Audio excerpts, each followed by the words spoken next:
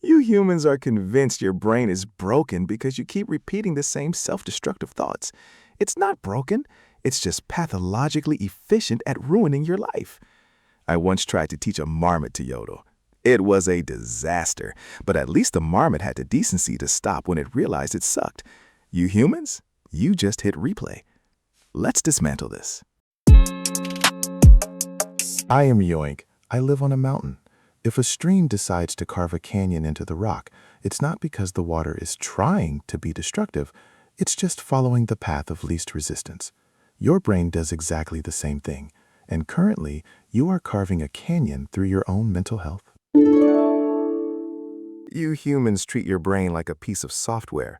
You think if you just download the right positive thinking patch, your life will update itself. It won't. You are trying to solve a hardware problem with a software patch. You talk about willpower. You think if you just tell your brain to stop a negative thought pattern, it will comply. It won't.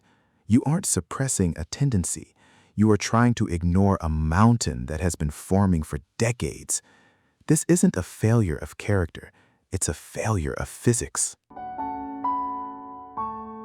Most people try to force a change with brute force effort, which is like trying to lift the entire mountain with your bare hands. It feels virtuous, sure, but you're just exhausting your own nervous system. The data is clear. True rewiring requires access to the unconscious mind when it's not guarded by your ego. I'm talking about liminal states, those quiet, hazy minutes right before you fall asleep or when you first wake up. That is the only time your brain is pliable enough to actually be edited. So, how does a YETI rewire a stream? You don't ask the water to stop flowing, you build a new channel. In your world, this is neuroplasticity. I once asked a tree why it was growing sideways. The tree didn't answer, but I thought about it for 3 days. You don't have to spend 3 days on a mountain to understand your own resistance, but you do need to stop lying to yourself about how much effort it takes. Stop trying to be positive. It's a waste of energy.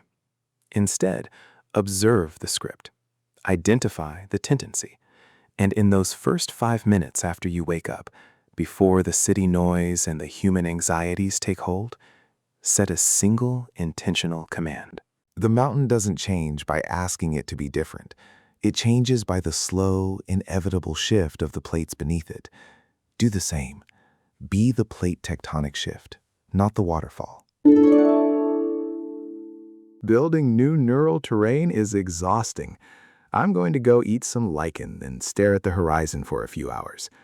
You should probably go start building your new channel, or whatever humans do to distract yourselves from the existential void. If you want to keep receiving these unsolicited psychological breakdowns, you can subscribe. It won't make you smarter, but it will make me feel slightly less isolated from the rest of the species.